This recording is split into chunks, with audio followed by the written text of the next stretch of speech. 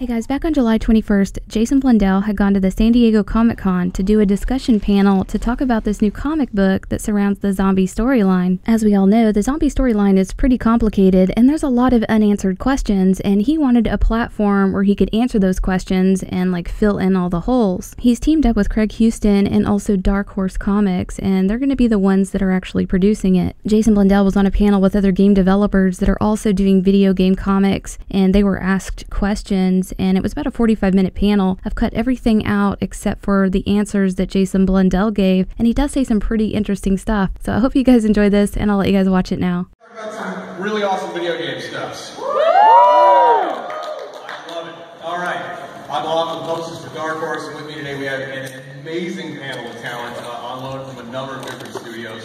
To my left, and just going down the line, we have our associate editor, Ian Tucker, who handles a lot of our video game art books and comics. And then we have on loan from DICE, Mr. Robert Sandlin, who will be working on Battlefield 1. And then down the line, we have Frank O'Connor from 343 Studios / Halo.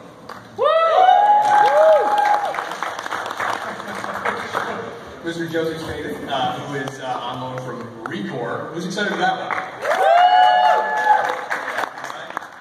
Rob Simpson, previously from Dark Horse, and now over at Blizzard.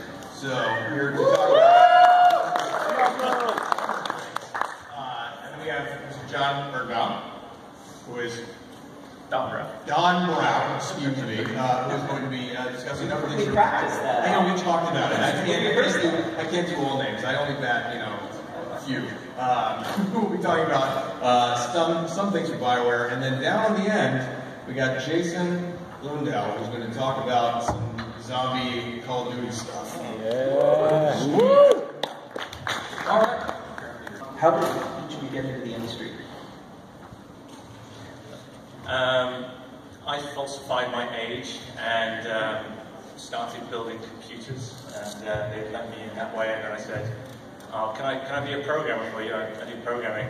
And they said no. And I said, "Well, I'm an artist as well. I can use 3D Studio." And they said, "Oh, you're hired." So I got in as an artist because he wouldn't employ a 15-year-old programmer. So that's how I got it.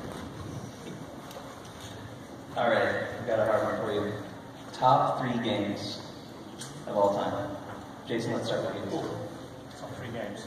Okay, so I'll reference the MSX computer, which is an old computer, Japanese computer, and on that was a game called Elite, which there's the new version of it out these days, but back in the day it was made to all fit in 64K of main memory, and but it had unlimited galaxies and planets and all this other fun stuff, so that's one of my top games. Second one, I would use it's a game called Nemesis, which in America I think is called Gradius. And that was just the idea of a really kind of complex and fun game being made from very simple blocks, and that kind of fascinated me, so that was incredible. And to go the other end of the spectrum, I then have to call Final Fantasy now. I'll say no specific one, but that might show my age a little bit, but Final Fantasy was amazing on the fact that the complexity of the RPG world, and I was really into my JRPGs at the time, so yeah, they're the 3 I would call.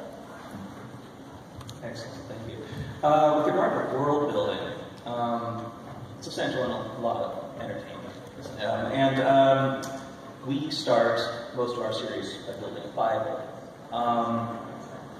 And obviously there's got to be that germ of an idea too. How do you find that that idea is hatched for each of your projects, your current projects or previous projects? And how do you build that idea from there to establish your lore and your canon, essentially? The birth of the idea and the development of the idea. Your lore agrees with each other. I suppose there's 2 aspects. For the Black Ops series, there's the campaign, which is this kind of story that we tell, and there's the zombie side of it. I'll start with the campaign. We start off with an attitude. So Black Ops really kind of brought the idea of like kind of F the man, and kind of a bit edgy, a little bit less, rah rah, more, jingless, more. Okay, let's talk about an anti-hero. Let's talk about someone who might not be doing stuff to the best of the kind of country at the time. So that's where Black Ops 1 came from. and talk about mind control and so forth. And so once we had worked that out and that was kind of working, we had this concept of, okay, that's man corrupts man. And so then when we went to Black Ops 2, it was then man corrupts machine. And then we went to the third one and said, okay, machine corrupts man. So once we started it, it then kind of wrote itself in terms of what the 3 parts would be for the campaign experience. And on the zombie side, so the way Zombies was kind of born was out of the kind of spare bits from a game called World at War, and we introduced the flamethrower for the first time. And so there was this animation that was like, oh, it was on fire, and that's where Zombies kind of came from. And because it was so ad hoc and so kind of made up in the lunch break, every kind of zombie map for the first, I don't know, 4 or 5 years was just made up each time, and certain threads were connected and other bits weren't. And so by the time that I kind of joined in, there was a rich backstory with lots of threads that some of them had purpose and were supposed to connect, and some of them were just kind of floating off in the wind. So it's actually been lots of fun to be able to kind of take them, attach them all together, and work it all out. So that's the kind of 2 strategies we use for kind of world building and second armor worlds in Call of Duty. Cool. Shifting from the high level to more nuts and bolts. I'll use an example from comics.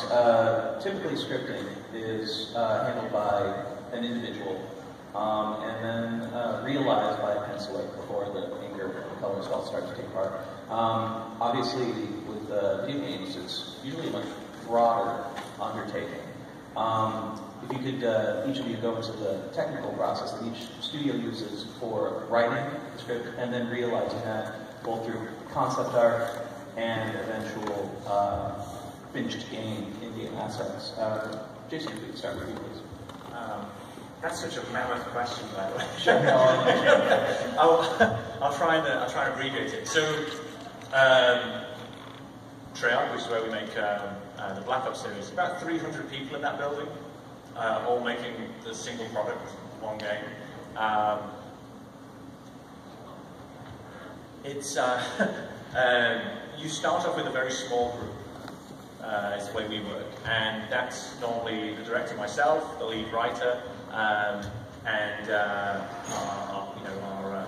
art directors and so forth kind of come together and talk about the mood, the vibe, certain things that are kind of interesting us, or certain stuff that we feel passionate about, based on possibly the last game or some other thing that we're kind of that's kind of moving us at the time. And then from there, it then goes through a very regimented process, which I won't bore you with because that can take hours. But it goes through this regimented process, but each one of those steps has a great kind of freedom for then change and flexibility.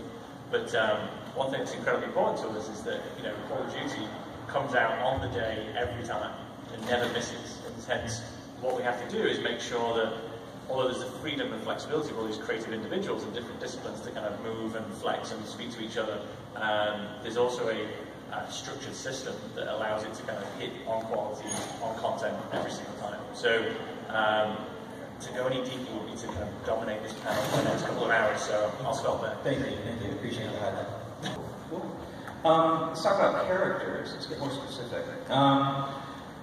So what do you look for when you're trying to build an interesting character? What are your goals that you set for yourselves? And what kind of pitfalls do you encounter as you're developing those characters, and what tactics do you use to overcome those pitfalls? That's a wonderful segue, that's why I was going to come at it. So I agree with all the other comments in regards to how you kind of approach it and finding characters and so forth. I was going to jump in at the casting point. They do say that a good cast is like half the writing, right? If you get a good cast, then even a dud line can work.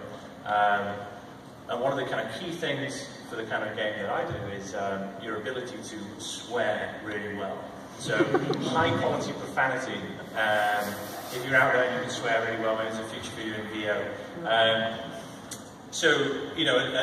shouting. In Call of Duty games, a lot of our actors spend a lot of their time shouting. I think Keith Sutherland came out after one of the sessions and said, "Geez, I haven't shouted that much since I was married." Like we have them working straight hours in terms of how calling out, over there on the left. We've got a certain robustness in performance, so they can hold it and be convincing. Because if you're kind of talking about an emotional topic while shells are coming down, bullets are flying, You know, you need a good performance there. And then, you know, going back to the cast of the actor itself, you know, the lines like, you know, I love the smell of napalm in the morning, right? That line would get thrown out normally. But when you see that actor performing it, you're like, that works, and it becomes iconic. So getting the right VO person, getting the right voice actor is absolutely essential. And it defines and kind of, we write very kind of loose to begin with. Once we've got our casting down, then we tighten it up. Because they will very much inform aspects of that character we hadn't thought before. When we did Shadows of Evil, so the zombie experience, we had, you know, Heather Graham and Ron Perlman and Neil McDonough and Jeff Goldblum. And when they came in and started reading, we have 2 sessions to start that going. When they started reading, we actually went back and rewrote a good amount of the script, just because the kind of flourishes they put in or certain things that kind of tickled us. So, yeah, as soon as the voice actor's on board, it kind of changes the writing process and helps us to find that character and that performance. Cool, thanks. Let's get beyond the game a little bit. I'd like to discuss the comics and the art books and your contributions to them. And I mean, basically when Dark Horse makes these things, we try to base the design dress and the editorial voice on what we receive from you as you're building the game. We really want it to be representative of your vision. But especially with regard to the comics, how do you decide what stories you want to tell outside of the game? How do you want to make sure? I want to make sure that what a big priority of ours is to make sure that we include everything we can in these art books, for example, and so nobody ever feels too big, like special edition or something extra, you know. How do you decide that? Oh, this is a story for comics. This isn't a story for the game. And Jason, let's start with you. Thank you. I didn't have much option, really.